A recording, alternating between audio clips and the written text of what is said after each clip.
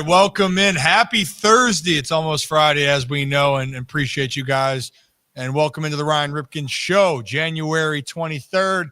You guys, we got a lot to kind of talk about. As always, it's a little bit different right now, and I know it still stings in Baltimore, the loss that they had to the Buffalo Bills. But we got some Ravens news we need to talk about. The one play that everything was centered around, and Mark Andrews specifically, didn't speak after the game against the Bills, but he did just post on Instagram. We are going to get into all of that. And then, yeah, we are going to talk about these conference championships, at least some fun storylines and some funny remarks from Rob Gronkowski when it comes to officiating. And Jason Kelsey had some very strong opinions about the Philadelphia Eagles going up against the Washington Commanders. And then, hey, we're going to flip on over after we go around the internet with what Zach's found on his browsing history. We're going to talk some baseball. And obviously Tony Tater's signed with the Blue Jays, but we are going to talk about some other names that could potentially end up in Toronto as well. And for fun, we're going to dissect this top 10 shortstop list. We're holy shirts and pants.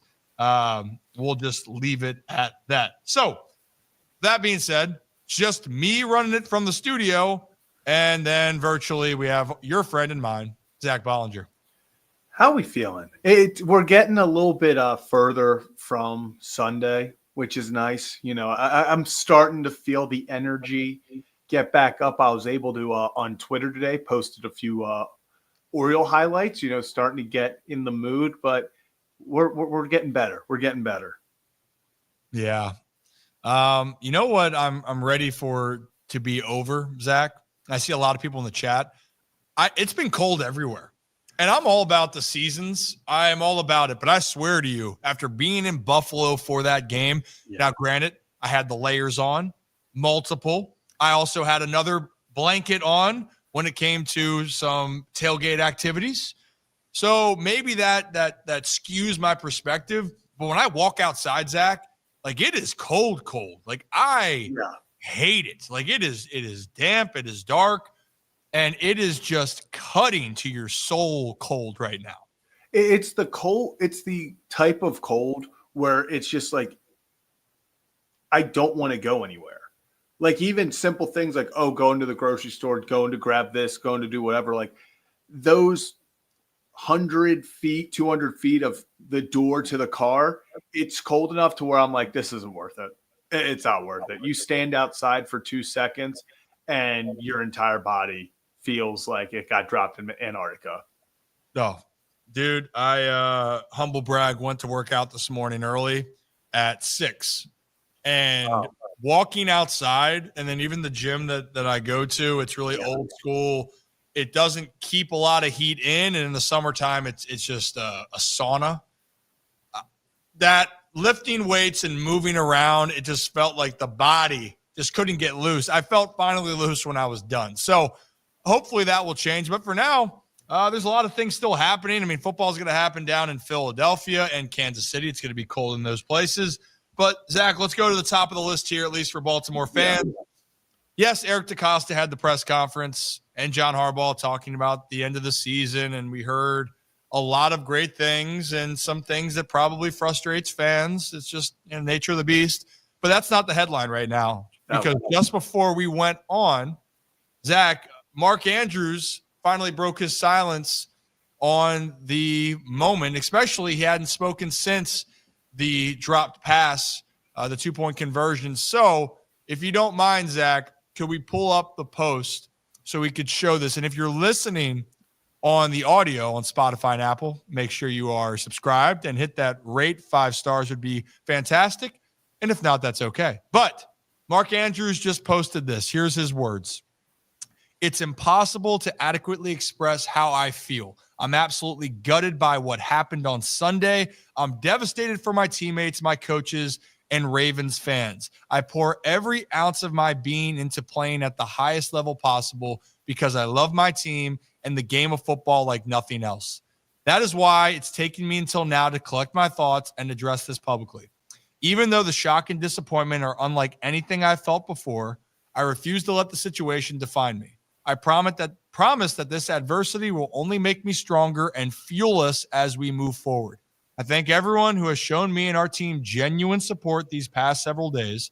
Despite the negativity, I've seen heartfelt love and encouragement, including from those who have generously donated to the Breakthrough TD organization. Even when the moment seems darkest, perspective can reveal that there's still a lot of light in this world.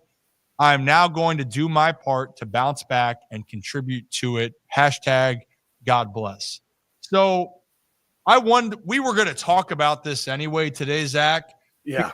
The bigger thing here, take out the play of the game. Yes. Drop the pass. And we've even said it on Monday, out of his whole life, this probably was going to go down as the most painful, probably the worst feeling that Mark Andrews has had since he stepped on the football field as a young kid to where he is in the NFL. And I want people to understand this. And he even worded it there. What hurts the most when you're in situations, and coming from my own personal experiences and my professional situations, I hurt because I expect more of myself. And Mark expected, he's a great player. He expected to make the play. But it hurts even more, Zach, when you feel like you let the ones who are busting their ass day in and day out, you feel like you let them down. And that's a feeling. When I saw it happen with Mark, I got sick to my stomach because he wanted that moment more for them than he did for himself. And it really tears me up, the amount of negativity that he's got. And you want to be mad about the missed catch, by all means, that's fine. But attacking someone's character, slandering him to a point where you're kind of sitting there and take a step back. Are you really blaming someone for making a mistake in that situation? That's where I draw the line, where that, to me, that's unacceptable. But, Zach, I'm glad we're finally hearing from Mark Andrews, and I'm glad at least seems like he's able to have a somewhat of a clearer mind than he did last Sunday night in Buffalo. Yeah, I mean, obviously you would have liked to have heard from him sooner, and I know some people took exception to how long it took, but at the end of the day, it's a game of football. You know, some of the things that, I know his girlfriend had to deactivate her account on Instagram because of the things that were being sent to her. In no way is this ever that deep. Like, does Mark feel atrocious about dropping that football, about the fumble, about how things went down? Yeah, we've seen it. You saw him on the sideline in tears. You've seen how this ate at him. But at the end of the day, people act like this changes his character. This is the same guy that we've heard stories of, in the offseason, of a random bystander on a plane. Someone was having a diabetic emergency, stepped up with his test kit and helped that person, and gets off the plane, walks out, doesn't say anything. It's Mark Andrews. Time and time again, you hear story after story about how Mark Andrews is one of the just best people in football. Mm-hmm. And so it sucks when one of these things happen to those people even more, because how good of a person they are, and how, like you said, how much he's put into this team over the years. He's been the heart of this team in so many situations. People remember the Tyler Huntley, goal line. There was only one dude who was chasing Sam Hubbard down the football field. Only one guy was going for it. So it just sucks that Mark Andrews, of all people, is the one who has to face this. Yeah, and I'm glad you mentioned that about it is a game, and I've seen comments in here and all of that. You can never question the other things he does, which is 99% of his life, by the way. Even if Mark plays for 15 years, the majority of his life is what he does off the field. And that was something, Zach, and I grew up with that. I grew up with the name and the last name with Ripken, and there was always a perception around that. And I always felt growing up that how I played on the field almost dictated how I was off the field. And then you get older and you realize, hey, I want to be as good as I can be, but if I suck or I mess up, right, or something doesn't go the way that I want to, the game doesn't define me. Now, this was a defining play, and it hurts because it's going to go down as in the history, at least, unfortunately, for the Baltimore Ravens and the fans. That's a moment that's going to be there now. Like that, there's no knocking that. That's going to happen. But there's a difference here. And there's a line you don't cross. And I urge people that were on that side going, hey, I really question Mark as an individual. How much did he really care? And yes, of course, did you want to hear from him after? And you just wanted to hear him say, hey, I messed up. That's on me. That would have felt good after the game. But if you know Mark and you've heard everyone talk about him, the moment mattered just as much to him as he did to every one of the fans, every one of the players, every one of the coaches. So it's context. And I hate the fact that people are trying to belittle his girlfriend. Like, it's toxic. And it's a good reminder. And you know what? Shout out Bills fans, by the way. And this is the beauty of these moments. The numbers, Zach, I don't know what it's up to now for the foundation. And Mark mentioned it in the comments or his comment. The donation now was approaching 50,000 to his foundation in a moment that was that at one point felt so negative. Yeah. It is nice to see these outcomes, and Bills Mafia, this isn't the first time that they've done something like this. So it is awesome to see this side of football and the impact that this stuff can make off the field. You know, like you said, for such a negative moment with so many negative responses to it, it's good to see something good come out of it. Yeah, it is. And shout out Bills Mafia and shout out everyone that has donated.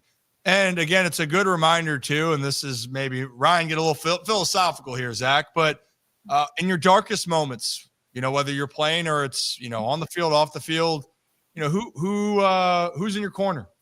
Mm-hmm. Who's with you through all of this? And I see some comments here. Don't forget all the moments. If we're going to talk about Mark Andrews' play on the field, don't forget all the moments that Mark has brought and the value he has brought to the organization, the city, and how much he cares about all of it. So that's what we want to touch with that. I'm glad to hear from Mark. And I 1,000% believe he's going to come back.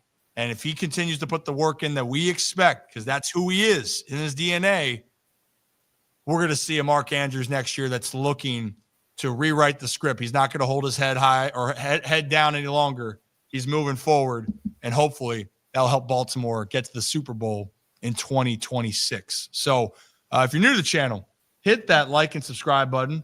Ryan Ripken Show. We do this every Monday, Thursday from 3 to 5 p.m. Eastern time. We'll continue on with a lot of our coverage. We have MLB Hot Stove Happy Hour, which we have on Wednesday nights. That will change when the season starts. So it's gonna be fun when baseball rolls around, but we're not quite there yet, Zach. Yeah, there's still football going on here, and the team down the road, the Commanders, they are going to be playing for a chance to go to the Super Bowl. How about that? Crazy. Did you imagine? So for 2 straight years, we've seen the second overall pick lead a franchise that seemed like they were in disarray to the postseason, win a postseason game.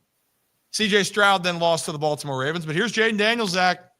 AFC Championship. 1 win away with Dan Quinn as the head coach and a completely different mindset of what it is in Washington. I got to be honest, man, as a football fan, I freaking love it. I think it is awesome for the sport and really great for the moments that all those Commanders players have been waiting for. And a lot of them have been there for a while, including a guy like Terry McLaurin.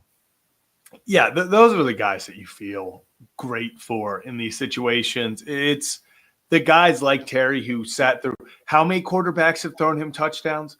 Like the list, the stats of how many quarterbacks he's had to take snaps with. It's got these guys that sat there for their whole careers and were loyal to Washington and stayed through the bad. Those are the guys you really feel great for. And you feel great for the fans because, you know, in 18 months, you get rid of – the owner switches hands and suddenly it feels like this new age is approaching in Washington. And I don't even think in their wildest dreams they thought this would happen this fast. You know, even in their wildest imaginations – the turnaround has been unbelievable. I don't know why when you kept saying Wildest and Wildest Dreams, I thought of the Taylor Swift song, Wildest Dreams. Yeah. I don't know why. That it's Throwback Thursday. I might go put that on my drive home. Now it's in my head. Wildest Dreams. Okay, I got to stop. But I want to talk about culture because I think this is a huge part that we've talked about in professional sports, Zach. Yeah.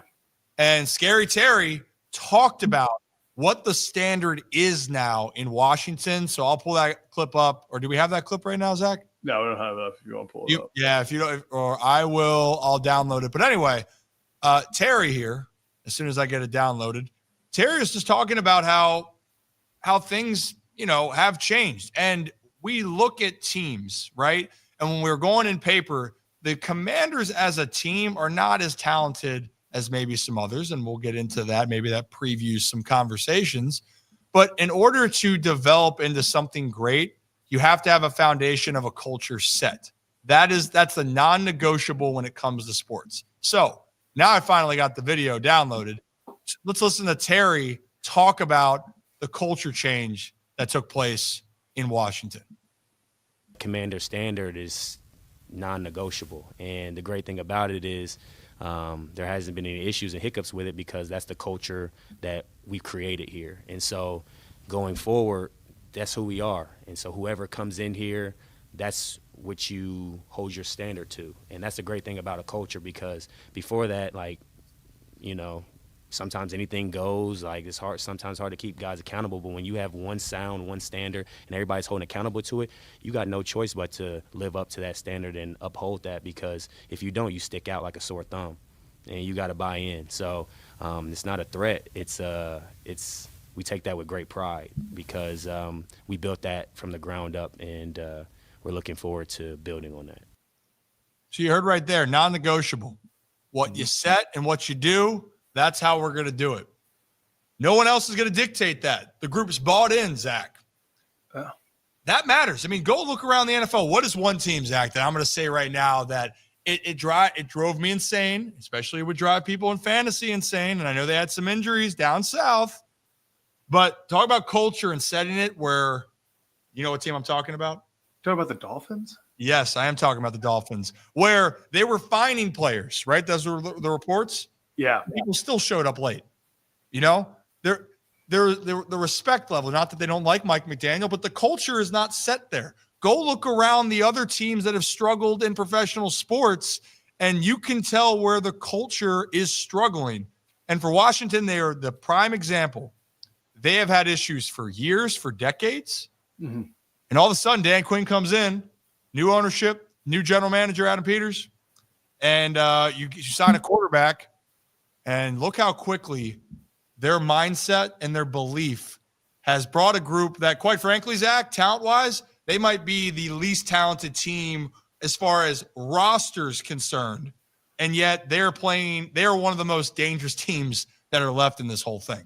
I don't think it's a stretch at all to say that. I think it's pretty straightforward. They are the least talented roster remaining. But if you compared the Lions roster to the Commanders roster, you probably could have gone 1 through 22 of starters and said, yeah, the Lions win this, the Lions win this. But the Commanders don't care. That's, we talk about the culture, everyone buying in, like you were just saying. It's hard to beat a team who genuinely could care less about how you view them, about how you rank them. They're going to go out there and play ball. And that's what Dan Quinn has this team doing. He has convinced them that they should not give two craps about what the media is saying about, hey, yeah, they got these amount of all pros. They've gotten this, they've gotten that. They're going out there and they're playing ball, and they are putting pressure on the other teams because they know they're playing with house money. They understand that, hey, we're just going for it. They'll make mistakes. They're going 1,000 miles an hour. If they make a mistake, they're going to make it going 1,000 miles an hour. And right now, it's catching teams off guard. It blatantly caught the Lions off guard. And once the Lions started stumbling, the Commanders weren't taking the foot off the pedal because they're like, why do we care? We're just going to keep going for the throat. And that's what's winning them games, is they just completely have bought into this why not us mentality. They're in it together and they're just going for it. hey, in it to win it. And they're not even looking at it anymore as, right, like they have no expectation, but they have an expectation for themselves. I think that's the cool part of this whole thing. And go look around the NFL. Go look at the true organizations that have had organizational structure from the ground up or top down, however you want to consider it. It's the culture. I know people are frustrated with the Ravens. Go look at the culture in Baltimore. Think about also the distractions that the team had this year, the whole Deontay Johnson situation, the Ravens starting 0-2, culture. The boys found a way. It does help. You have talented players. The Packers lost Jordan Love. There's quarterback, Malik Willis. The culture's bought in. We're going to find a way. We're going to continue to find a way. Pittsburgh's been one of those teams. You can look at the teams where their culture is set in stone, not saying you need to change things to get to the level, but you can very well go and point out which teams have struggled, and that's most of those teams right now that are looking for a new coach or looking for a new identity. So I think that's the truth of it. But speaking, Zach, on this game with the Eagles, and we're talking about the talent. Well, Jason Kelce specifically talked about the talent between the two teams. He was on the radio in Philly talking about, well, when you're looking at this whole thing being candid, it's pretty black and white which team is the actual better roster and better team overall. So let me play that clip for you guys. Expected. The Commanders seem to be at this point all season long. I think that they have a tremendous quarterback who's played really well as a rookie, and their coaches have done a phenomenal job. I think as players, they have good players. I wouldn't say, like, I'll be very candid. I think the Eagles are better at every position. Like, I don't know that there is one position, if you put the two rosters, the depth charts next to each other, that I would take the Washington player over the Eagle player. And that is a very honest assessment. I think that the Eagles are loaded. In Washington, to their credit, they play extremely well as a team. Dan Quinn is a fantastic coach. They scheme things well. Dan has always schemed us well. Even in Dallas, I didn't think that Dallas was particularly that good on defense last year, and they played us really tough in Dallas. So they're well coached. They play as a unit. They make minimal mistakes. They go for it on fourth down and get it a lot, which increases drives and their opportunities. So they do a lot of things really, really well, which is a big reason they're still here. And they just got done beating the best team in the NFC, arguably, over the last two seasons, pretty candidly in their house. And, I think obviously Detroit had some mistakes that magnified that, but, there wasn't a lot of defense played on either side of the ball. But it's going to be a tough game. And, Washington, when your quarterback is playing that well and you're that disciplined as a team, it's really hard to beat teams like that. So that was brought to you by 94 WIP, their morning show over there. And look, Zach, I mean, also first off, candidly, I might have to throw candidly around left and right now. But if we are speaking honestly, is Jason right with every situation as far as when you're looking at their roster? The one thing I'd say right now, I think people at the one position, quarterback position, might have a different say, Zach. I think that's where you want to go. Yeah. But I think overall, offensive line, defense, running back, not questionable. Not questionable. I mean, so he's right to it. But I think if there's one thing that is up for a debate, and I hate that for Jalen Hurts, it is that Jaden Daniels is playing like a top 5 quarterback in the entire league. Yeah, that's the thing is I don't think Jason's wrong with 99% of that statement. The Eagles, if you go through tight end, offensive line, running back, wide receivers, D-line, linebackers, secondary, they're better everywhere, every single position. But the most important one, which is the quarterback, and the one quarterback coming into this game that is playing with more confidence than any, playing with more swagger than any, is Jane Daniels. And he's coming in ready to just make something happen. There's no pressure. He's a rookie quarterback that took this horrendous team last year to the NFC Championship. They're playing against their rivals with an opportunity to send them home and completely derail their season. That's what gives me that little bit of faith that maybe the Commanders pull this off is that they have the best player at the most important position in this game. If you go just by the rest of the positions, yeah, Eagles take this pretty easily. But, man, the Commanders are a unit like Jason Kelsey was saying. They're a unit that's playing well together. They're playing aggressively, and they got a damn good quarterback right now. Yeah, they definitely do. And I hate that for Jalen Hurts because everyone wants to just say, oh, he's regressed, he's terrible. By the way, his first game back after missing multiple games with a concussion was the postseason against the Packers. Jalen Hurts has led the Eagles to the Super Bowl before. Yeah, they have a talented team, but what I also love is, and this is where some people I know when they look around their team's identity, they're like, we think the best player on the field is Saquon Barkley. We're going to give him the football 20, 25 times, and our defense is going to be stout and do their thing. I think that's going to be their recipe for success. They do that again, Zach. Eagles are going to go to the Super Bowl. But if the Commanders and Jaden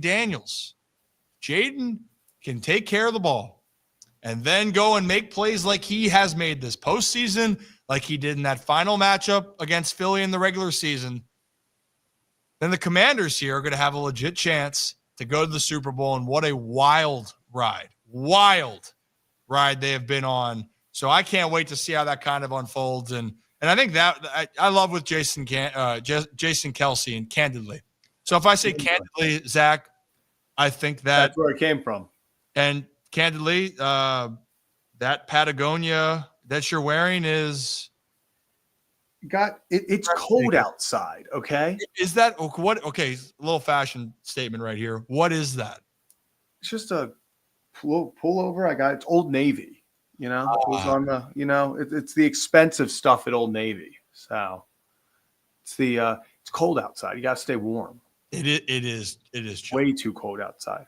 Well, I like it, man. It's a fashion. I mean, at least you gotta pop the collar open. You gotta have it going. Talking ball sweater. Just talking ball. Hey, if you're new to the channel, though, hit that like and subscribe button. Ryan Ripken Show. Do this live every Monday and Thursday, 3 p.m. Eastern time here on the channel. We stream it on X. We also have the podcast platform, Spotify and Apple. And I forget the other thing that we have. Oh, yes, we have the Happy Hour Hot Stove on Wednesday nights, which will end when spring training starts because then our baseball coverage is going to really pick up. So it's great. And Cardigan was the word I was looking for. Thank you, Brooks. Cardigan. That is what we're looking for. Hey, switching over now to the AFC side. And while we make that switch over to the AFC, why don't we take a ride on our Adams Jeep of Maryland here? And Zach, over and under 7. We'll go over. You want to go over? 1 Mississippi, 2 Mississippi, 3 Mississippi, 4 Mississippi, 5 Mississippi, 6 Mississippi. Oh. But our friends at Adams Jeep of Maryland, look, they're 5 minutes down the road from the Ironbird Stadium, 45 minutes north of Baltimore. But check out AdamsJeepofMaryland.com, official OG sponsor of the Ryan Ripken Show. If you're looking for a new or used car, go on their website or go in person. But AdamsJeepofMaryland.com, you can pick and look at the prices and what you're looking for and what's available. Also, you can get your car customized and serviced any vehicle. But if you go up there, buy a used or new vehicle and use the phrase, I love the Ryan Ripken Show, or Rocco sucks, they do like that phrase, then you will get $1,000 in gas money with the purchase of said vehicle. So we appreciate our friends at Adams Jeep of Maryland up there. Thank you guys very much. So let's take a quick trip now. We're heading on over to the AFC in Kansas City, where I can tell people in general, Zach, are kind of like, they're not. People are stuck in the middle. It's like you're rooting for the Bills, you're rooting for the Chiefs. I'll be honest, I'm rooting for the Bills. And maybe just because the people in Buffalo were tremendous, just the fans, they've waited so long. They also treated me and my group very, very well. Despite everyone freaking out on social media, the people there are amazing. So I lean that way. And I will say up there in Buffalo, it was easy for everyone to be like, hey, you're not the Chiefs. Some people be like, oh, screw the Chiefs. And deep down, I'm like, I really don't hate the Chiefs at all. But it's an easy thing to band around. And Zach, because that's what people are feeling. They don't love the Chiefs for a couple reasons. One, they're winning a lot of the games. Yeah. And they're feeling like the Patriots now of that dynasty. And that brings hatred. And number two, maybe because of what's kind of happened in some of those games, I think is bothering people more. Fair to say on this conversation? Yeah, I think that some say that they're maybe not always getting a fair call when it comes to playing against the Kansas City Chiefs, especially with a certain quarterback last weekend getting a few penalties and trying to get a few more that had people talking. Yeah, and you know what? This next clip we're going to play for you guys, I think it's hilarious in so many different ways. So Rob Gronkowski joined Kay Adams on the Up and Adams show and was talking about how the Bills can beat the Chiefs this weekend. And let's just say Rob didn't go about the X's and O's to beat the Chiefs. He had another reason for how they could beat the Chiefs and someone else that will be on the field with them as well. So let me play that clip for you guys right now. This game. Oh, I also know how the Bills can win. How? When they sack Patrick Mahomes, just touch him. Don't do anything more. Don't throw him too hard down on the ground. Whatever do you mean? You might get a penalty. Did you? I don't even know what to ask you about that. Do you think that? I mean, you can't say that as a former Patriot, can you? You guys got all that grief all the time for different things through your career. Well, I can because I got no calls. I was getting held left and right, every game, and that's what kind of got me to, elbow drop Tre'Davious White eventually because I finally got frustrated enough that I wasn't getting a call. So I'm allowed to say it. Maybe Tom's not allowed to say it, but I'm allowed to say it. I think Tom's pretty aware. Tom's pretty aware that he can't say it, I think. I love that so much. I'm glad, and shout out Kay Adams for being like, are you allowed to say that as a former Patriot? And I love Gronk's response of like, I am. Brady can't, but I can say it. And then just the subtle bringing up. I forgot that Tre'Davious White was who he gave the elbow to. Yeah. You talk about the people's elbow for The Rock. We got the Gronk elbow to Tre'Davious. And look, like, That is the comparison now, Zach, right? Is a lot of people are looking at when the Patriots were on their run, they felt that calls were favorable for the Pats. And now we're flash forwarding and the Chiefs have won and continued to win. And they're in their 7th straight AFC Championship game. And yet it feels like, people feel like it's the Chiefs and the refs versus any team. And in this case, the Buffalo Bills on Sunday night. And I mean, it was already hard enough though, Zach, going into Kansas City because it is a tough place to play. I mean, hell, the Chiefs lost one game. Well, technically 2, but one game with their starters all year. You can say what you want. That's the reality. So it is going to be challenging, but do they have a point a little bit? Does it feel? Yeah. We know what Brad's opinion is on that. Oh, yeah. For sure. Yeah, we definitely know Brad's opinion on it. But I think it's valid. Like, it's valid. It is annoying. I think that's the biggest thing is there are the calls here and there. I know they're, the pass interference calls and that stuff. The bang, bang stuff happens. But it feels like every single game there's 2 or 3 calls, whether it's a roughing the passer call, an unnecessary roughness call, whatever it may be, where you look at yourself and you're like, that just didn't happen. Whether it's, he grazed Mahomes and now Mahomes trips and now they throw at 15. It's Mahomes flopping out of bounds and getting the call. It's that stuff that I think just pisses people off. And Jawan Taylor just false starts on every single play. Yeah, I did get called a little bit. Now he is the most penalized. I think he is the most penalized tackle. Yeah. it could be every play, but I think they're just like they just pick a random 2 plays every once in a while. And they're like, okay, we'll throw it there. Yeah, I think that's the part. You don't want to be looking for calls. One thing I'll say for Brady, if he got hit at times, like he would say something. But if you go back and watch Brady's career, that dude got drilled a ton before they changed the rules, right? And they could say, well, they changed the rule of going low. I mean, yeah, Tom did pay the price. He tore his ACL. So it wasn't like he didn't take his hits. Yeah. But with all those things aside, and that's going to be a deciding, or it's going to be a conversation, Zach, this weekend. But the other part is the Chiefs are a great team. Their coaching staff is phenomenal. Their players, they have a really good roster at every level. And we're talking about players stepping up in big moments. Travis Kelce had a 100+ yard receiving game. And I mentioned it when Brad was on the stream last time. Yes, there were some third downs that were extended that were terrible calls in the game versus Houston. But also that Kansas City defense had 8 sacks. They blocked a field goal. Like they make more plays than they don't. And on top of it, think about if you're saying they got all breaks. Well, guess what? They cashed in on every break. And how many times have we seen teams get a break and they do nothing with it? So shout out to the Chiefs that they are where they are because they're a really damn good football They don't team. beat themselves. And don't here's the thing. They don't beat themselves, and you give them a singular mistake, they beat you. Mm-hmm. It's like you just said, they capitalize. They don't leave empty possessions. If you fumble the ball and you give it to them in their territory, they're going to score. You give them one slight break, they're going to take advantage of it. If it's 3rd and 5 or 4th and 2 and they do a hard count and you jump off sides and give them an extra possession, they're going to go score. Like you have to play a perfect game to beat them. You do. And honestly, too, the other part, Chiefs aren't turning the ball over very often. They're starting.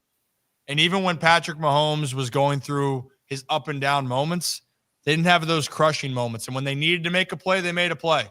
People can get mad. The Broncos had a chance to win that game in Kansas City. Blocked kick. Like that, like they made the play happen. And their stars step up in big moments, which is why they went on the run last year and won in Buffalo, why they came to Baltimore and won. They made big-time plays. When you're in the playoffs, the team that makes the fewer mistakes, you just saw it last week, and cashes in, usually is the team that ends up winning the game and moving forward. So that's what we got with that. It should be a great one. And the last thing we'll say as far as NFL, we'll check the lines here for these conference championship games. And while we do that, then let's take a trip up to our friends at Hollywood Casino at Charlestown Races and West Virginia. That was pretty good. I had my voice. Yeah, that was, but we move fast. We move on.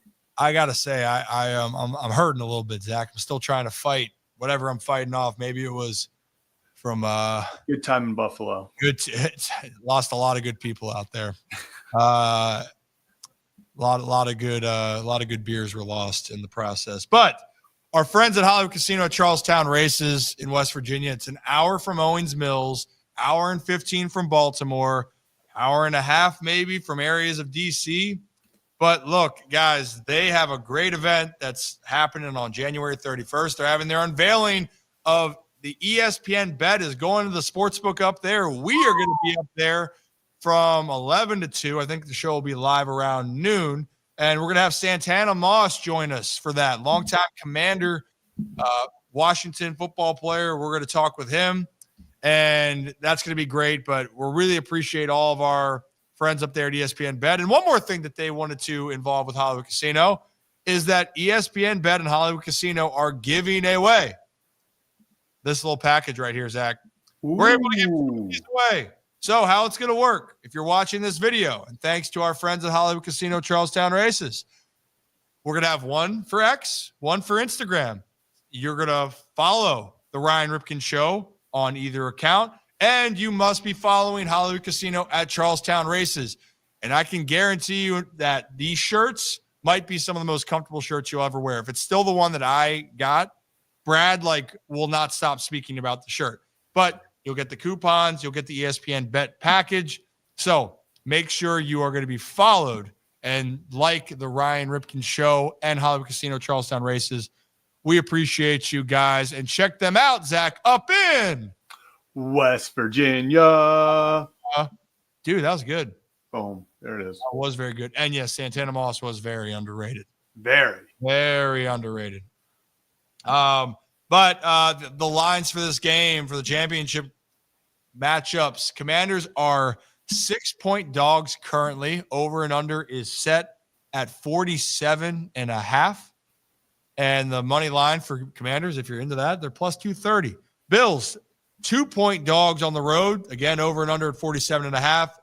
And the money line is plus 110. Chiefs minus 130. So, obviously, they're looking for a close one there in Kansas City. And Commanders, hey, they stay within a touchdown. We'll let you be the decider on that. But, Zach, I think since we just talked about the Gronkowski and the penalties and that whole thing, I think it kind of leads right into, before we get into our baseball segment, what you found on the internet. So let's take a trip to the interweb on Zach's browsing history. Yeah. So here, we'll start out with this. So Joe Mixon, we talked about the flags from this past weekend, or lack thereof in some cases. But Joe Mixon, I was one of the people who talked about it after the game. And he tweeted out yesterday, I'm getting fined by the NFL for what someone else said. What's next? I get fined by them for Connor McDavid cross-checking an opponent on an NHL game. So for a little bit of context, after the game, Joe Mixon said in a press conference afterwards, everybody knows how it is playing up here. You can never leave it into the ref's hands. The whole world sees, man, when it comes down to it, you can never leave it to the ref's hands. It's all good, though.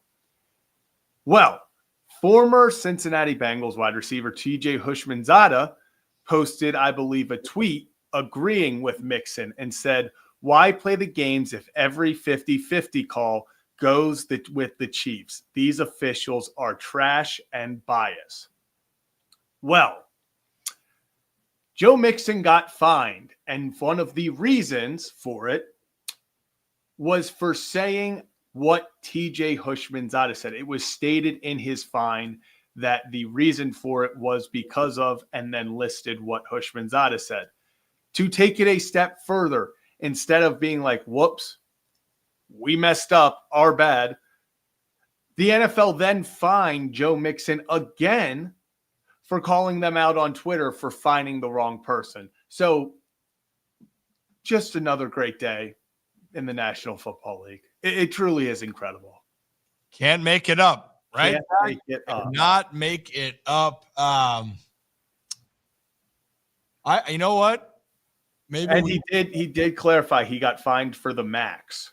So he got the maximum fine, I believe, of $25,000 for the comments.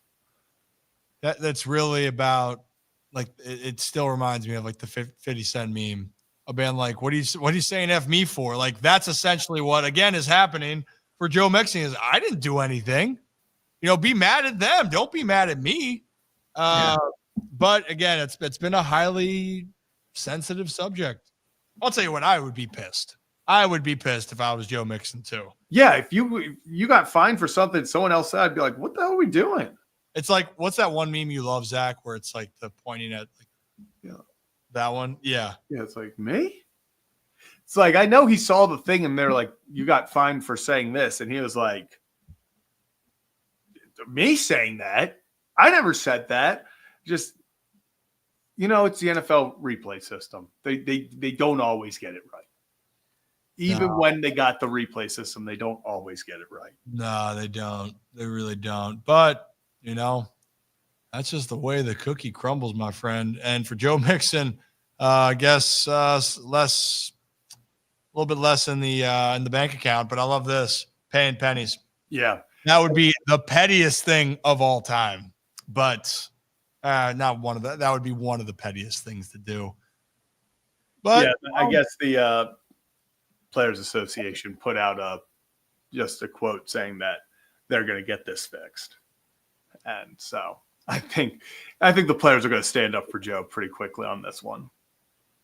Yeah. Well, for Joe and like a lot of other people, and especially 25 grand for something you didn't say. Just unbelievable. The National Football League, baby. Start fining Rocco for things that he does say. Yeah, we could just do that.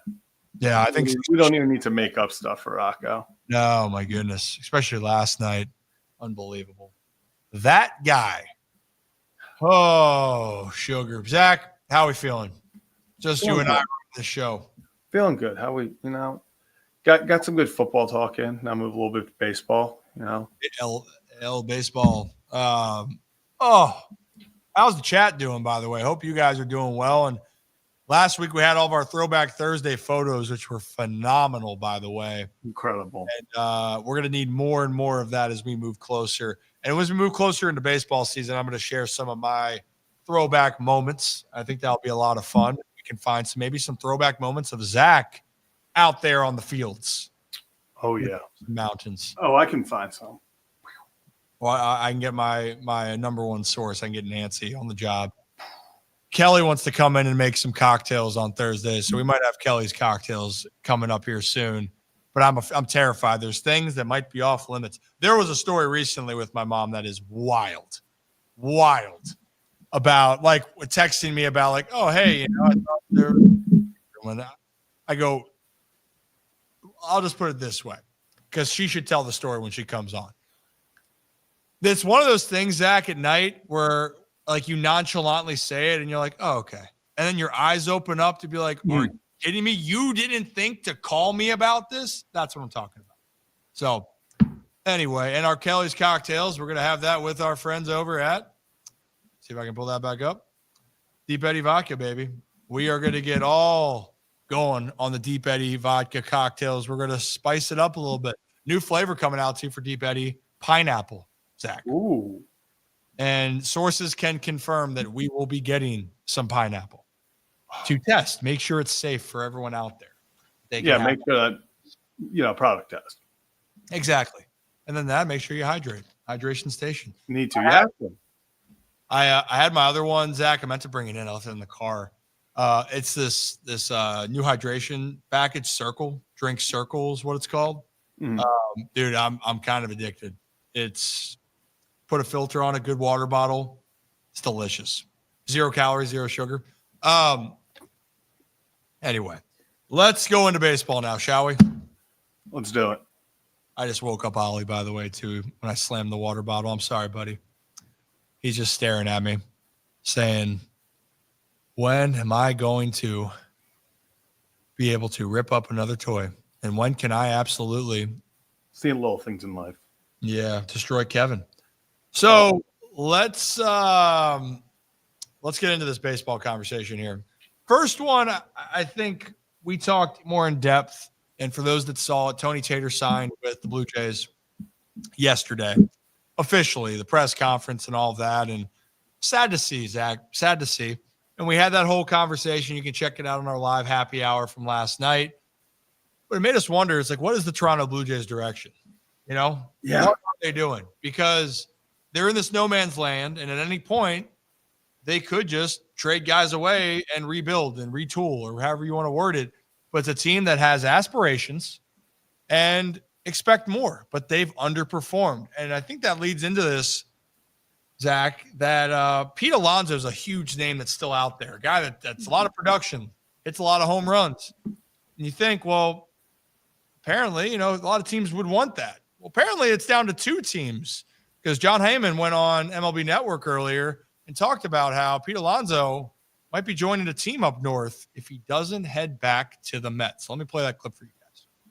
Certain guys don't have homes. Pete Alonso at the top of the list. What's the latest? Yeah, this could go on a while. As I say, it's a fluid situation. We shall see. I think it's most likely it's going to be one of 2 teams, most likely, not guaranteed, Jays or the Mets. And, the Mets said they were pivoting, but they're still monitoring. They've still taken back at a price.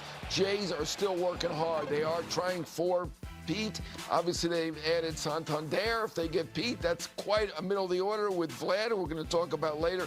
Alonso, guy with the most home runs in the National League since coming in. 226 home runs, 134 OPS plus. I know this seems unusual, but Cody Bellinger didn't sign last spring until February 25th. Could be a similar situation with a shorter deal with the opt-outs. We shall see. He was willing to do that with the Mets. Doesn't mean he's willing to do that with everybody, but it is a sign. As time goes by, does it favor him or a prospective team? In this case, Blue Jays and Mets. Oh, you never know. I mean, look, Bellinger did sign that shorter deal with the opt-outs, which, you know, the opt-outs are huge because look how that did for Snell. He ended up getting $182 million the next year.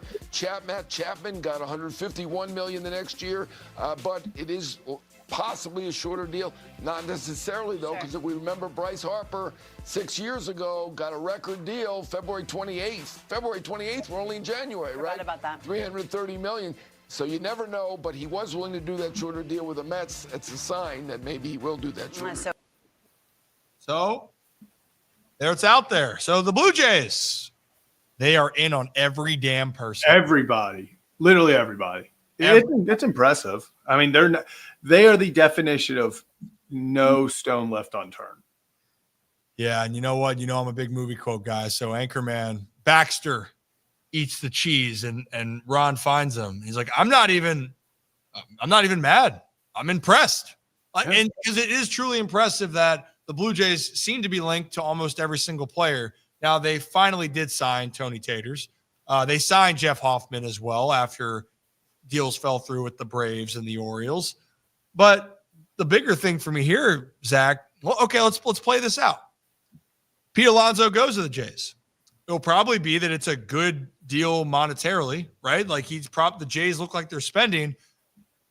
I'm still trying to figure out this Jays lineup. Like I think obviously, like when you say it out loud, Bichette, Guerrero Jr., Tony Taters, Pete Alonso. I mean, they have Springer.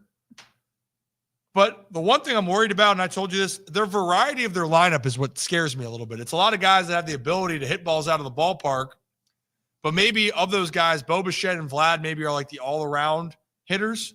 Tony and Pete have this RBI upside, but they also have a lot of swing and miss to them. So I'm trying to think about how much this would put Toronto over the top. But then you even add in guys like, you know, Andres Jimenez, they got over the offseason. They got Straw, who are very, very, very sound defensively, but have been extremely underwhelming offensively. So it is one of those things where even if they add an Alonso to this lineup, you're sitting there looking at it going, it feels like the Jays lineup of the past 2 years where you look at it on paper and you're like, this could be really good.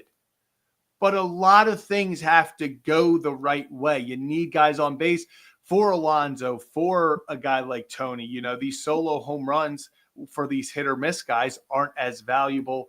You know, we've talked about before, it feels like the Jays have underperformed for 2 straight years at this point. So I'm not completely sold on if they add a guy like Alonso. I think it helps them. I think it makes them very dangerous. But I'm not here ready to say, hey, they add Alonso, I'm putting them up there with the Yankees, with the rest of these top teams in the American League. Yeah, I think the Blue Jays, for me, if we'd seen the track record the last couple of years, and look, by the way, this isn't me not wanting to see like Toronto do well for guys that are being aggressive. Like they have been aggressive, and I appreciate that. Players appreciate that. Fans appreciate that. But the results haven't happened on the field. I mean, they took a step back in 23 or in 24. 23, they were favored to win the division by some, including myself, and they didn't. So it's really interesting. And if they get off to a slow start, Zach, well, what do? Do you then pivot? You know, because they don't have this necessarily like very young team. They have guys that are in that win now situation. So yeah, man, I think that of all the teams in the AL East, as far as that in this offseason, the Red Sox to me are still the one that gained the most. I would say this, and I saw this name pop up. I've mentioned him multiple times here. Where is the comment? Where is it? Come on. It just hide away in here? It must have. It was actually about, there it is, Enjoy Life. It took me forever to find that. This guy, if he signs with the Jays, then I'd go, holy hell. Like then we're talking about an all-around lineup. Exactly, Zach. Guy doesn't strike out much. Sound, can play multiple positions if he has to. I know he's a third baseman, but we heard Alex Cora say that he believes that Alex Bregman is a multi-position guy. So, yeah, like I think impact-wise, Zach, Bregman to me has more of an impact than if they signed Pete Alonso. I think Pete Alonso would mean more to go back to the Mets than he would mean to go to the Jays for what you're trying to do with your roster. And I'll be honest, Zach, I still can't believe that Alex Bregman isn't signed. I can believe it for the sense that they're holding out, but also that's like the one name that I'm sitting there going, man, we're going to be looking in September and people are going to go, he was the X factor and it took him forever to sign, but man, we're glad we signed him. Could be wrong, but Alex Bregman to me is just a dog. He's a ball player, man. Absolute ball player. So, yeah, and all around, like you said. Oh, well, all around ball players. He's a very good player. Who's also a good player? Gunnar Henderson. Gunner's a pretty good player. The reason why I bring up that, because I think this is kind of the fun part, but kind of ridiculous at the same time. Yeah, love Gunnar. Everyone has lists, right? Everyone puts out lists. Who put out this list, Zach? Can you tee me up for this? I don't even know who put out this. According to the Shredder. Okay, so the Shredder's top 10. So there's a list compiled here of the top 10 shortstops in the game right now. And we're going to pull that up. According to Shredder right now, the Shredder, it is Gunnar Henderson number 1. And you're like, damn, yeah, Baltimore on top. Phenomenal player, by the way. And everyone knows how I feel about Gunnar, MVP player. But I'm going to have to take a step back here for a second, Zach. Because I got a problem with this list. I cannot believe that Bobby Witt Jr. is at 4. He was the best shortstop last year, bar none. I don't know if there are 4 or if there are 3 players in all of baseball that you can really put, like Soto, maybe Soto, Judge, Shohei are 3 guys. Those are probably the only 3 guys that I would put above Bobby Witt Jr. from last year. And the fact that they found 3 shortstops is interesting. I don't know. Like this was one of those lists where the Oriole fan in me, the Gunnar Henderson, I loved it. I'm like, awesome. I also love Gunnar Henderson. Think he's great. If this is like right now's MLB's top 10 shortstop after what we saw last year, I don't get it. If you went Witt 1, Gunnar 2, and then you went I would probably put Lindor 3. Love. I mean, even Mookie Betts, I would put probably above Seager just because Seager had a good, he's always great. But I feel like if we're going right now, all around guys, I would probably put his had better years. It's just, this was a list. This was a list that was made. Yeah, but you know what? I will say on the top 4 for me, and for Mookie, I guess it's hard for me to consider him a shortstop. Yeah, that's why for Mookie, he's very much up in the air. I agree with the top 4 because Mookie's played everywhere.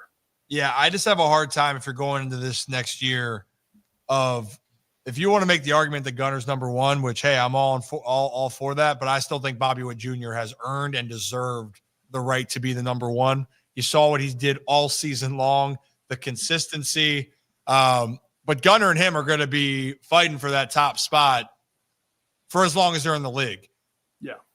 I think Lindor, what I appreciate is that Lindor just posts up. He's there each and every year. And I'm not saying I still can't. I think he is so underrated. But I will say I'm glad he put Corey Seager up there, dude, because when Corey Seager plays and he's healthy. Yeah, when he plays. Oh, my goodness. He is. For me, if it's a healthy Corey Seager, I would have him at 3. But I'm okay with putting, you choose, Bobby, Gunnar, And then I'd go Lindor. Corey would probably be it right now. But if Corey's healthy, Corey can make his way to the top of the list because he is such an impactful player. I love what he does defensively too. And quite frankly, if he is healthy, I think this Rangers team is going to be a whole lot better. I think they're going to be pretty good next year anyway. But last year, only 123 games and 30 jacks still. In 123 games, still had 30 jacks. Missed a lot of time.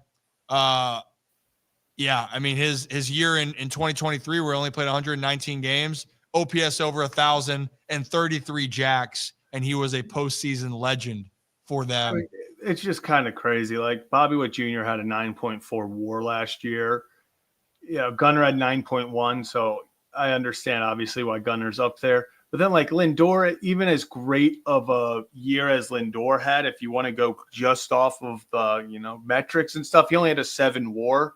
Now, when you take into account the magnitude of the plays that Lindor made, in the moment, obviously you can't just look at, WAR isn't taking all of that into account, the moment, everything. So, like I said, I agree with the top 4, not the order I would have them. I think Bobby Witt Jr.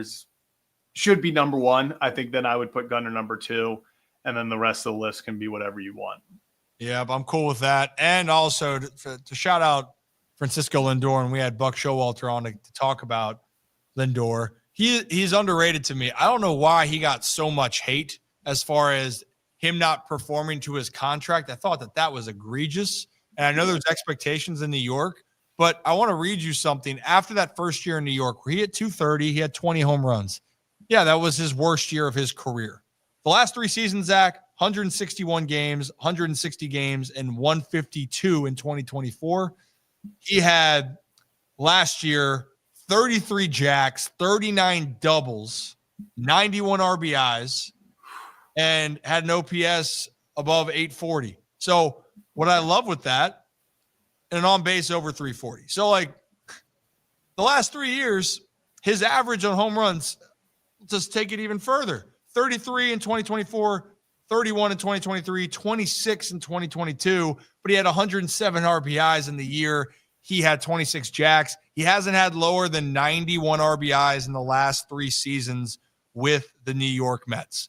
Guy's productive, and he's a huge part of what they were building over there. I know Soto's coming there, and it's going to be Soto's team. It's going to be Soto's spotlight, but to me, it's still Lindor's team. So I think it's very, very good to see. And these lists will have different forms of content moving forward here, but hey, that's a little thing right there for our O's fans. It's all going to be okay. The O's are fine. O's are fine. The O's are fine. Am I missing anything? No. It's one of those. We were talking about this before the show. This is such a interesting time because obviously with the Ravens, no one's loving the football conversation right now.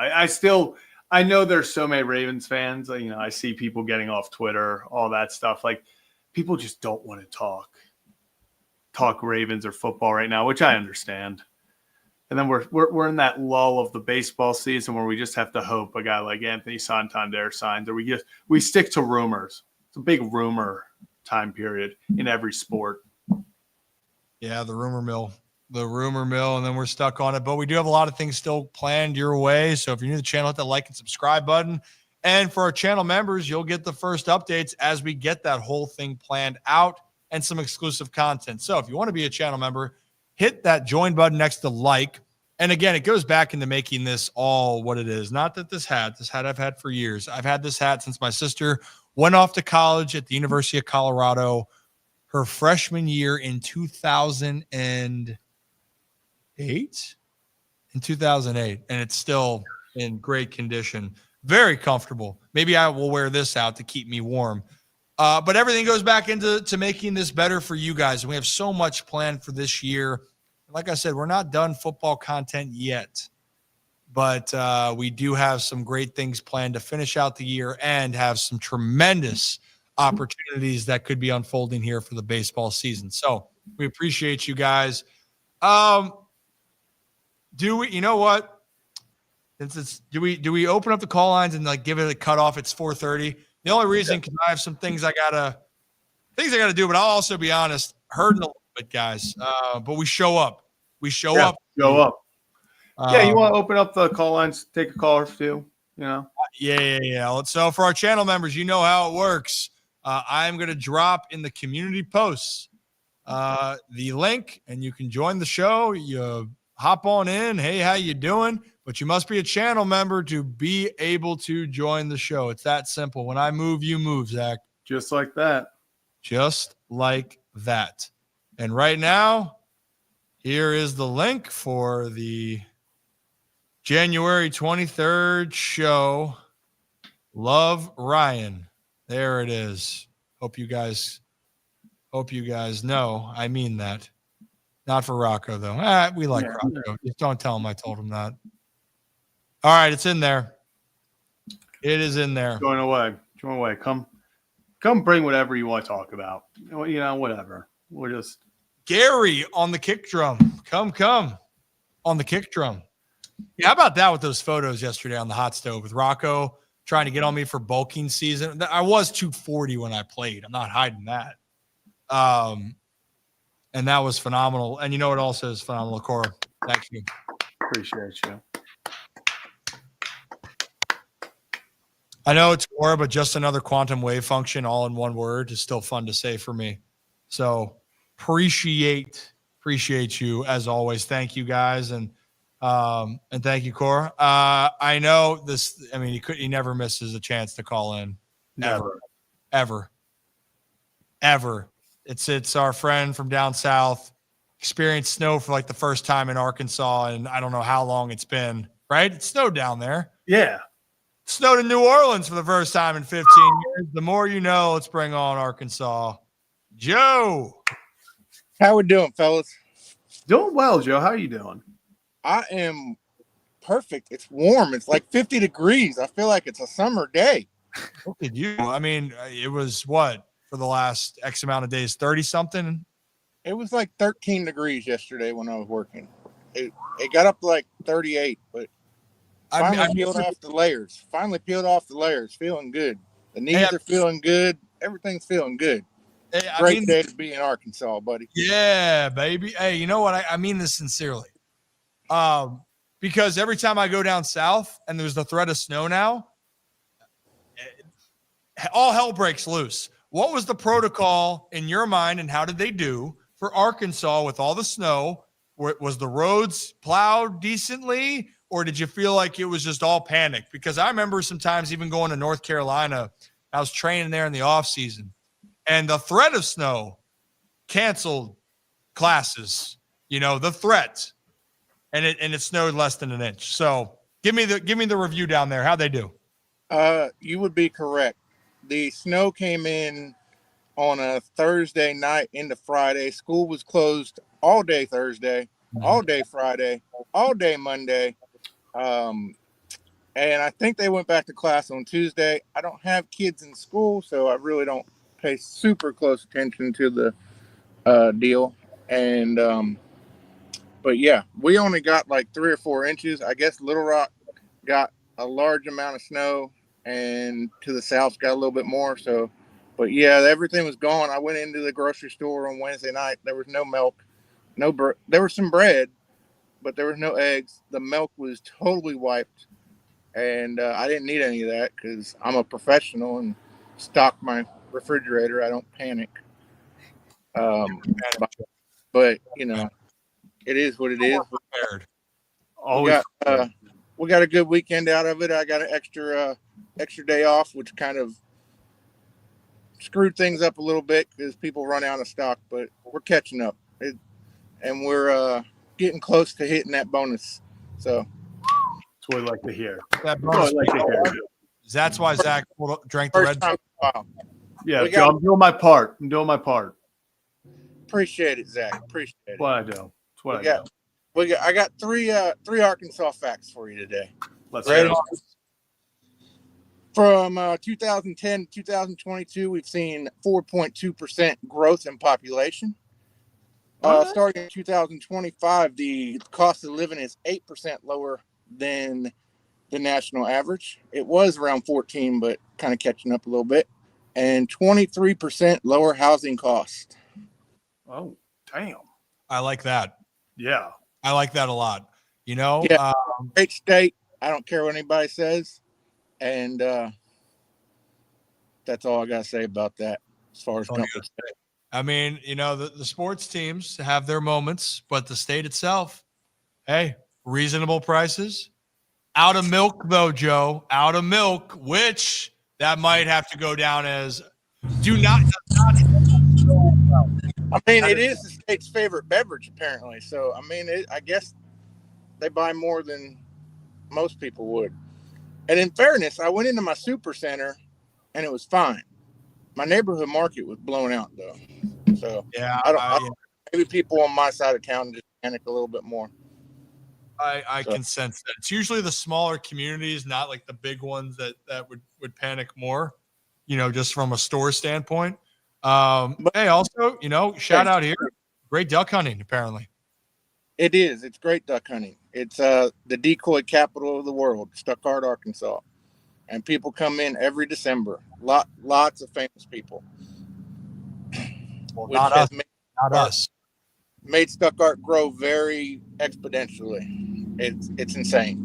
But yeah, but in my community, apparently there was someone with a skid loader and cleared all the roads for everybody. So we didn't even have to mess with anything. It was beautiful. Neighborhood came together, cleared the roads. Oh, that's what you want to see. That's what we need right there. It's community. Didn't we talk about community? That's what's good to do. Good people, man. Good people, good food, no milk. But no milk. World cheese dip competition. We'll have to go to that. Apparently. Loud diesel trucks, apparently. Jesus. Well, that's good. Well, hey, Joe, before we let you go, any final words here? I mean, obviously, besides that, you look good with the glasses, pulling off the beard. It's finally sunny. Jesus. The O's are fine. 108 wins. Guarantee it. We're going Joe, 108. You get your shirt in the mail. I'm keeping receipts. If they win 108 games, Kevin's going to streak naked throughout the harbor. Can't wait. No. He doesn't know that yet, but he is. We can throw Rocco in the harbor, but we don't need a Kevin naked Kevin. Yeah, that might. We'll throw Rocco in the harbor. I like that. Yeah, I like that too. It just was too easy. Kevin's going to eat 3 corn dogs in an inning. Maybe. Crazy bastard. All right, Joe. Appreciate you, man. Thank you, and we'll talk to you soon. All right. Appreciate you, Joe. See ya, Joe. All right. Yeah, no milk. No milk. No milk. Got milk? Got milk? Nope. No. Actually, we don't. Perfect. Who do we have on next? I know we had Steve in first, and they dropped out. Is he back? Yeah, I think Steve's back. So let's bring up Steve first. And Steve, then Steve here. What's up, guys? How's it going? That loss Sunday still stings. Yeah. Good. I have. When my dad called me Sunday night after the game, I told him I wanted Andrews gone. But after what I saw today, keep him a Raven for life.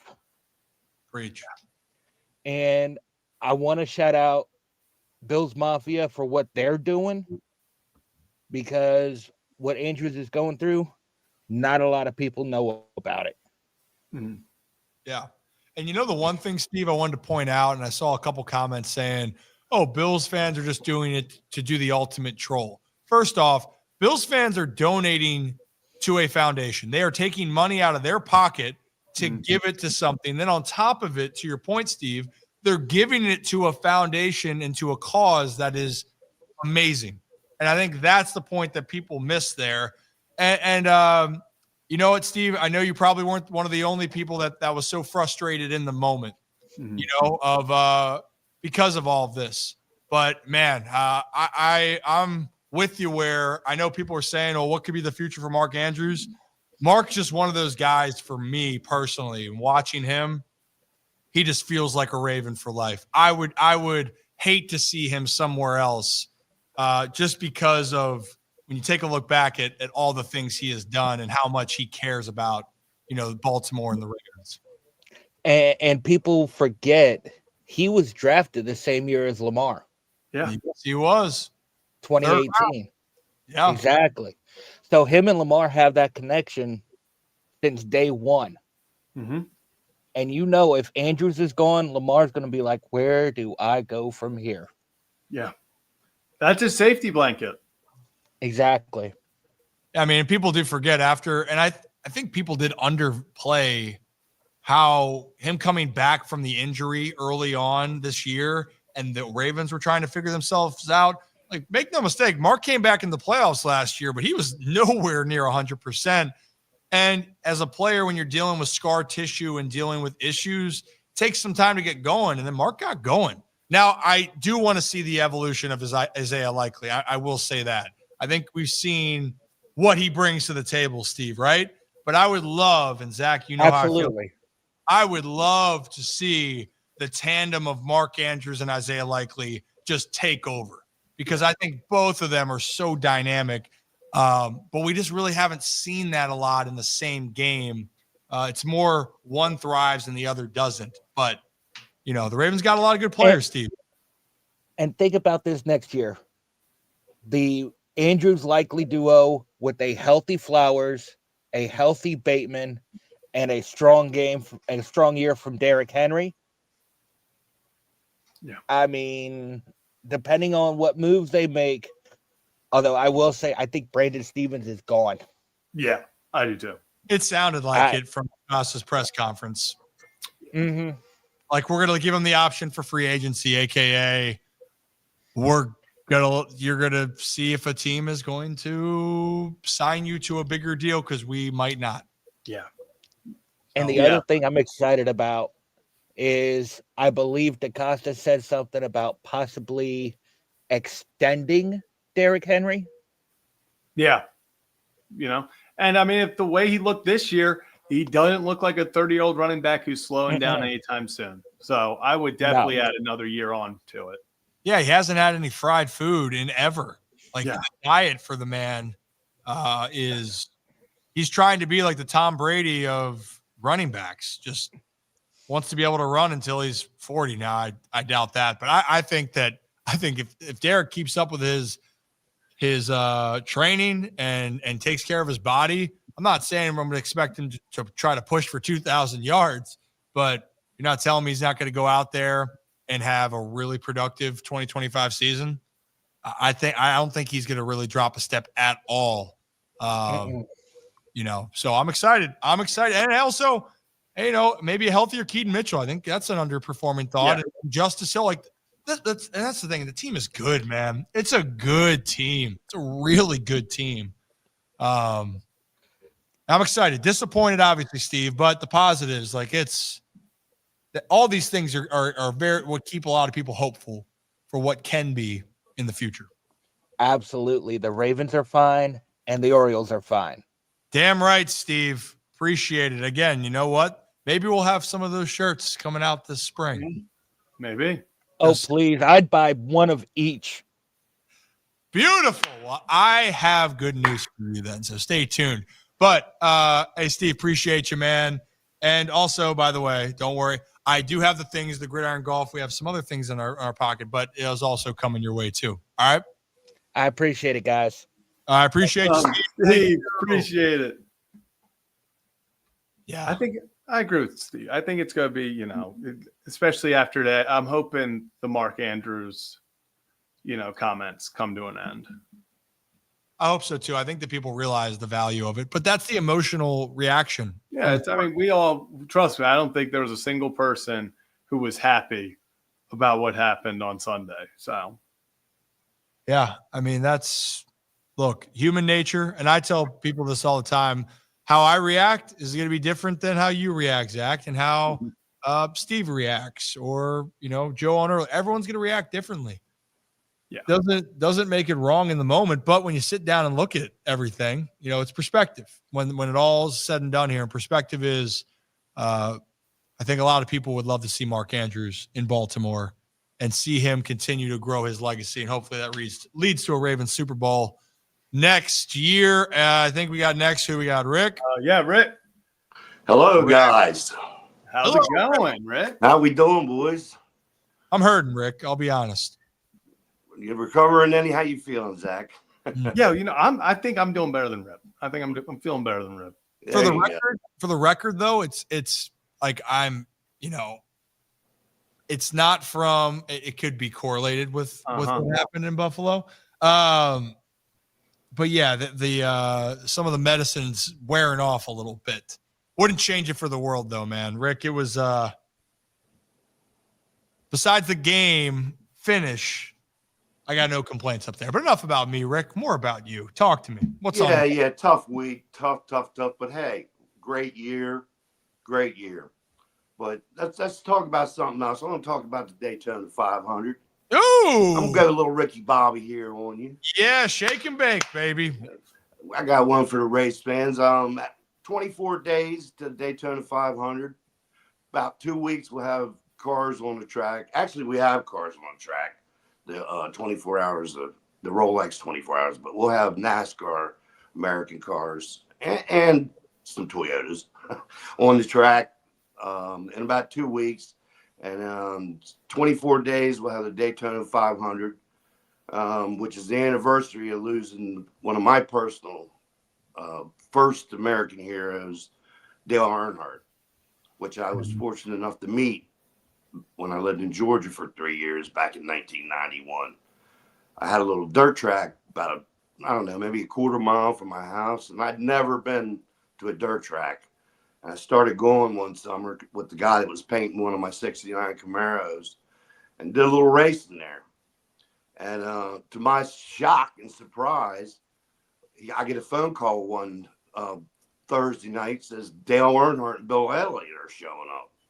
And I don't know if you guys are old enough to remember them guys, but they were pretty big stars in the South back then. It was more of a regional, more of a Southern sport then, which it still is kind of. But anyhow, long story short, they showed up, took two cars, raced them. This is a little dirt track now. I'm talking maybe capacity of 1,500 people. These are two of the biggest stars around.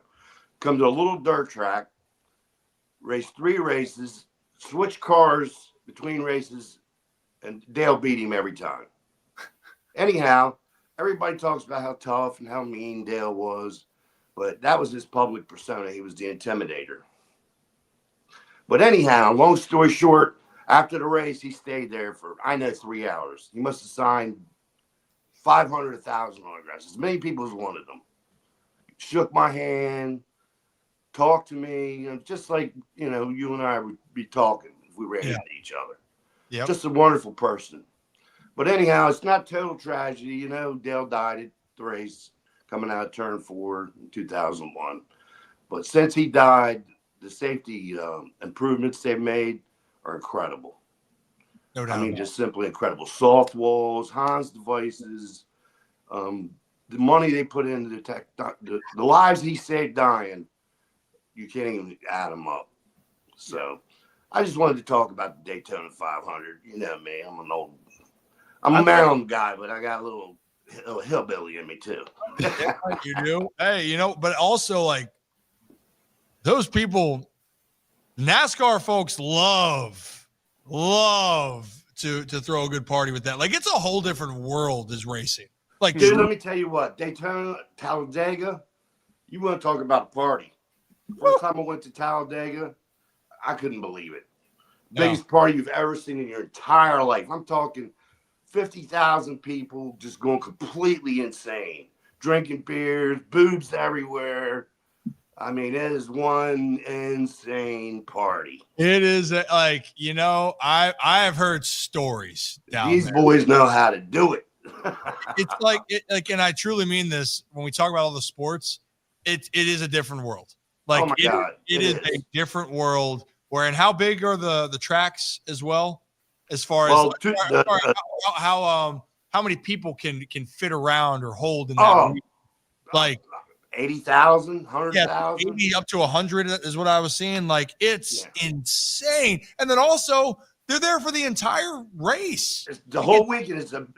Actually Daytona's a whole week of racing.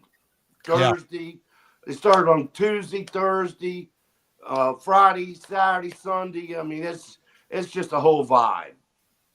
When we had an RV, we'd roll in there, on a Wednesday, party the whole week, and then end it with the race on Sunday.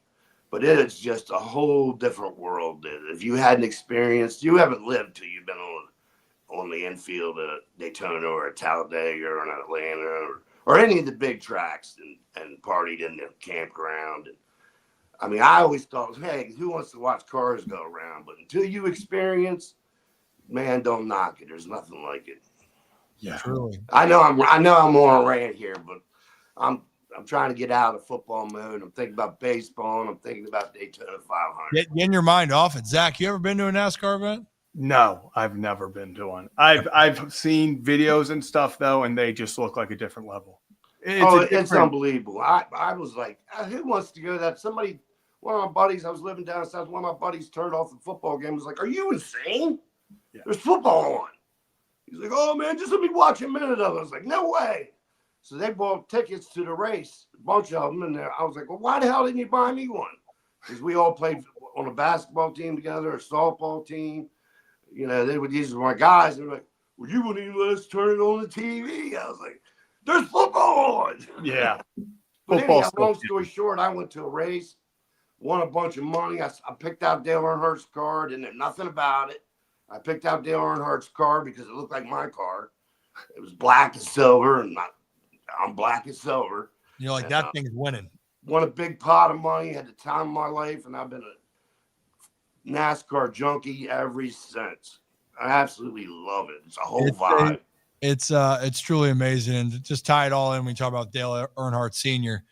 That was, you're right, like he was the iconic name, the Intimidator. Also, by the way, Rick, in Kannapolis outside of Charlotte, minor league team was called the Kannapolis Intimidators there, played there a lot. Actually had a grand slam there, not a big deal, and also had some brutal moments as well. But the bigger part, and it's sad, and you hate that it's a tragic moment, is losing him did change the shift of how they view the safety in the sport. So it was good to see with such tremendous loss that they were able to at least understand that we can never have this happen again. But Dale Sr.'s legacy lives on with stories, helped you win a lot of money. And now I'm excited. We're going to have to find a way to maybe expand in the future. Yeah, I would just love for you guys to go to a race and actually experience one. That would be something. You feel more what is going on, because just watching it on TV, you talk about doing it no justice. None. No justice. Until you know what you're looking at. Now, once you've been to a few and you realize just how fast they're going and just how much teamwork's going into it. I mean, you got a pit crew, all the components you have in any major sport. It's a team sport. I mean, yes, the driver's going to get all the accolades. It's kind of like your quarterback, but it's a fun sport, and it's a great transition to hold you over till baseball season. Hey, you know what? You might find some people that hold on to that now, Rick, as we get closer here and bridge the gap. And for people about football right now. But hey, Rick, we appreciate you, man. And yeah, anytime you want to come on and talk about all of this, we are game for it. So I love talk racing. Yeah. Come talk. I didn't mean to ramble, guys. I'm just trying to get out of football mode. And I'm fired up about Daytona 500 and Orioles. Rick, shut up with the apology. Why you come on to talk about the things, man. So we love it, man. We love this. This is why we have the community. This is why we have the call-ins, man. We want to hear about what's on your mind. So my guy, man. All right. And we'll see you next time. I'll probably see you on the social as. If not, I'll see you soon. Oh yeah, appreciate you guys. Love you guys. Love you, Rick. Appreciate you, Rick. Man. Love, man. This is great with our community. And again, if you want to be a part of the channel members, click that join button. You have the opportunity to call in, and we do genuinely act like what's on your mind. We love that component, and we've built up a community in here that we care about, and they care about us. So consider it your time that comes on. And our next guest, join us from. He's probably the guest that's joined us from the furthest away from us possible. Yeah, I would think so. At least, well, not furthest possible, at least that we know of, and that is our friend Nick, British Raven. Nick. Hi, y'all. How's it going, Nick? Hi, Nick. Oh, my Lord. I don't know. Are you okay, Nick? There's a level of emptiness that currently exists within me.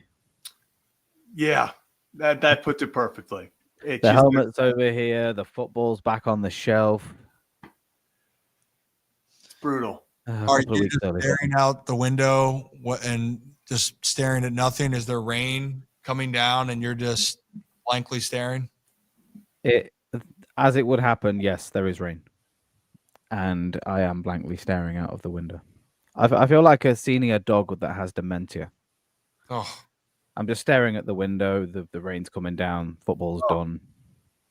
It's a sad situation. They may send me to Rainbow Bridge in 2 weeks. Well, you know what, Nick? Don't cry because you're sad. Smile because it happened. Yeah, but I get it, man. I mean, honestly, as a fan, it was tough. I mean, being in Buffalo was tough. It was. I bet. You could tell around the crowd there and the people in the stadium, they play Mr. Brightside when they think they're going to win the game or like it's up. They played it before the Ravens' last drive, and it was so dysfunctional because, and the Bills fan behind me, I'm like, this isn't not impressed. He goes, yeah, they're really only supposed to play it when we feel like we're going to win. He goes, I don't feel that way. Like it was that there was so much tension. And as soon as Lamar scored, everyone thought if Baltimore scored and then tied the game, they're like, oh my God, we're done. Like they're like, we've seen this story. And so you just felt it in the stadium. And then in the moment, it was gone, and it was shocking, not just for Ravens fans, Bills fans. Like they, on the way out, they still were in shock of what happened. Hell of a game, but man, it hurts. Hurts, man. I agree, but it wasn't just the Mark Andrews drop that really defined that game. Nope. And I hate that he's getting a lot of the magnifying glass because it sweeps a lot of the rubbish under the rug. Turnovers, coaching decisions, individual mistakes. That's what cost the Ravens. Yeah, no doubt about it. I mean, Zach, correct me if I'm wrong. I mean, I know Mark had the fumble. There was 2 other turnovers that Baltimore had. One of them was very costly on the fumble. Von Miller led to a touchdown. It just felt like it was the classic Ravens. They had their turnovers where people were playing hero ball. It was people were trying to do too much, and it's the same story over and over. It feels like there's opportunities there, and the only thing the Ravens can't do is turn it over and beat themselves, and that's what they do. And that's what's most frustrating about it. Yeah. Yeah, I mean, honestly, Nick, like I know people were upset with the pass interference on Tre'Davious. Like, look, you could say or no call or not. I mean, regardless, there was other moments in the game. Like Baltimore was moving the ball at will. You're down at the 2-3 yard line after Bateman's big play, and then you don't punch it in. You went for 2 before. You didn't convert before. They had a lot of chances. And Buffalo took advantage of their chances. And Josh Allen, do you guys see, Nick, did you see that with Josh Allen? They asked him about, like, were you looking to pitch the ball at the goal line when he got tackled? And Josh was like, no. But in honesty, he's like, well, yeah. He thought about it. He thought about it. And that was the evolution of Josh. He's like, I just know I can't make the one mistake. Right. And he didn't. He did not make any mistake. Yeah. And that's a big reason why Buffalo is playing this weekend against Kansas City. Absolutely. But, I mean, we all knew the answer from that before he even opened his mouth. He's been stat padding all season. Oh, goodness. Oh, Nick. I will say I yelled some expletives at my television when they did the first tush push into the end zone. Yeah. I was like, up and here it comes. And then I was screaming some things that Yeah, Probably there were a lot My of biggest thing very is- choice swear words. Yeah, and Nick, I'm sure you've seen this stuff on Twitter as well. The Ravens have only forced 2 turnovers in the playoffs since 2018. Yeah. Under Lamar Jackson, the defense has given him 2 turnovers. In how many games has he played in now? The playoffs, like 10? Mhm. It's disappointing. Yeah. I agree. I think the positive, though, and not that it's a positive in this case, but I know Lamar was not perfect. He was not. But I'll say, like, being in the stadium in that second half when he got going, I had zero doubt that he was going to go down the field and make it. And I think that was the beauty of it, right? Like, yeah, it didn't look like a guy, though really the ghost fumble hurt, just losing it. And then you can say that the read with Rashad when we had Q on and talking about, and even another step forward, he had to get rid of it a little bit quicker, but miscommunication on the throw. Okay. Like that's still, they're going to put the blame on the QB. But as far as like when we saw against Kansas City, or you've seen him against the other teams, it wasn't a panic from Lamar. He got back up and made the plays, man. I do really think a Super Bowl is in the future for Lamar. I really do. It hurts when you're looking at, like, Nick, in your mind, is there anything the Ravens need to add? I think that's the part of realizing I don't think that the Ravens need anything. They just got to find a way to make the play. If we look on offense, I don't think there's really anything that you would look to improve. Maybe some depth at wide receiver that isn't Nelson Aguilar. For sure. But I would say defense is probably where we need to look the most at. Brandon Stevens can't be the weak link anymore, and thankfully, tomorrow there will be sun. And that's the silver lining. Yep. Is that we won't have terrorism anymore. Oh, Nick. Nick. I will say one of the funniest tweets was the Bills posted a screenshot of a still frame of Khalil Shakir on this one big third down catch. And they were like, still can't believe Shakir did this. And a Ravens fan quote tweeted it was like, I can when you notice who's in the picture. Yeah. And it's Brandon Stevens chasing him. I mean, that boy looked to have easily hit 20 foot in the air. That was insane. That vertical was wild. Yeah, and the thing too of the whole situation with Stevens is that you saw the promise of the technique of where he is. A lot of times it was being in a good position. I mean, hell, he had a great year last year in 2023, but unfortunately it wasn't that same success that you're hoping for. But a lot of positives. On the other side of the defense, Nick, I heard DeCosta talk about Odafe. Like, Odafe, double-digit sacks, more pressure. Van Noy was great again. Matabike is Matabike. Kyle Hamilton is the guy. Just makes every play, every tackle. I think Kyle Hamilton's a guy you need to wrap up early with a contract extension. I would give it if tomorrow. Yeah. Tomorrow. Marcus Williams is out the door. Yeah. Pay him. Probably. I think there's going to be a lot of. I think that's going to be a much different team next year in just kind of places that people like. I think like the guys like Aguilar are gone. I think they got to go find another like wide receiver 4 type guy. They got to make a decision on Thailand. Like there's going to be some decisions. Maybe not the star player acquisition types, but it's going to be very different team in the depth department. Yeah, I agree on that front. But I will say that I will expect one thing to remain the same, and that's Mark Andrews will stay with the Ravens. Yes. I do too. I will also say maybe we look out for an extension. I think that they could definitely restructure here. Like, I think that might be in the works. But I just feel like how everything and how, the reputation that Mark has and what the organization thinks of him, it just seems like everything will get sorted out.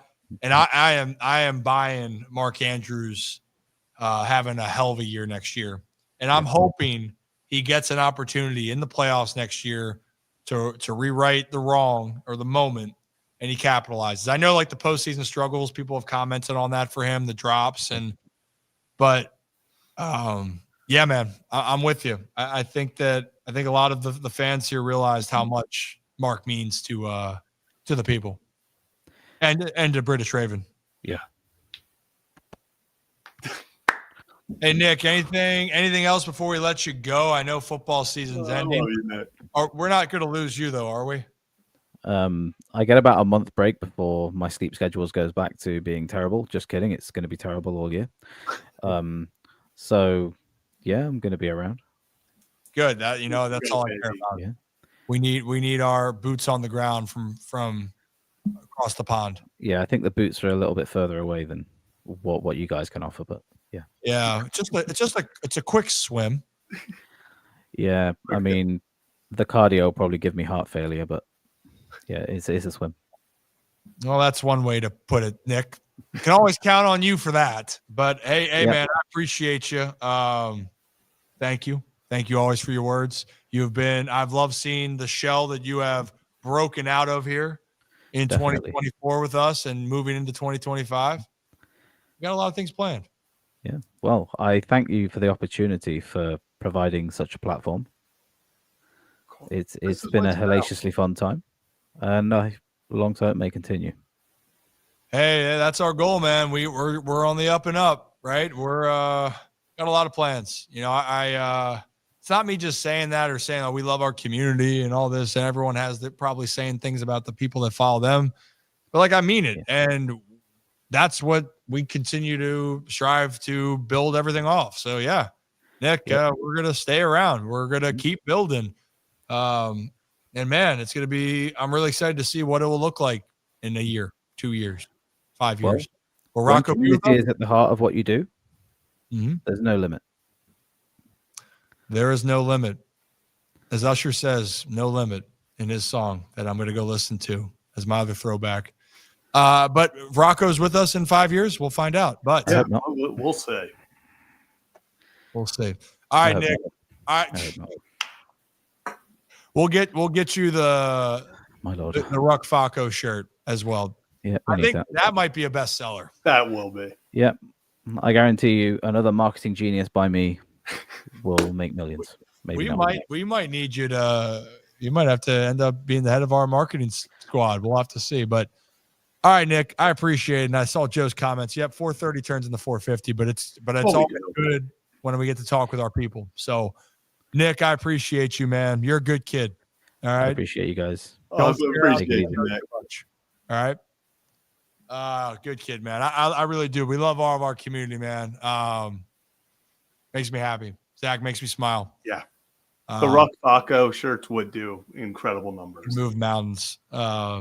So many people that would join initially wouldn't get it, but within like 5 minutes of hearing Rocco, they would immediately be like, oh my goodness, it makes sense. So much sense. Yos are fine, Ravens are fine, and hashtag Ruck Faco. Ruck Faco. Well, Zach, I think that does it for us. But on the way out, make sure you hit that like and subscribe button. And if you're looking to join the Discord, because that's also, if we want you to be a channel member, but if you're like, you know what, it's not in the cards right now to pay, we get it. Well, go to the Discord here. I'm going to post it in the chat right now. It's free. Free to join. Free. It is free, but everything, come join our community. A lot of people go on there and continue to chat. I'm making sure I did I'm having the right link in there. Hold on for a second. Heel cinnamon. Bam. When I move, you move. Just like that. Just like that. We are approaching 15,000. It's crazy. To go where we are and in such a short amount of time. We got a lot more, but the Discord's right here, guys. Check it out again for free. Got a great community. They talk about so many things, and every time we post a video on YouTube, you get alerted as well. But obviously, channel members, you're going to get more of the perks, some of the exclusive streams. Sometimes I'm sitting by myself on a Friday night, or we got to talk about some news, and we go a little bit slightly rip after dark. So that is it. Zach, any final words? No, I think that's it. Good, good, fun little show. Just another day in paradise. That, you know what I have my phrases. Another day in paradise. How's it going? How's it going? Is two of yours. How can you not be romantic about baseball? There's number 3. And on that note, do. The music is not playing. Down. Down. As always, here at the Ryan Ripken Show, we appreciate each and every one of you. Hit that like and subscribe button on the way out. We will be back for a brand new edition on Monday at 3 p.m. Eastern Time. As always, have a day, have a night, and have a great stinking weekend. See you guys. Bam.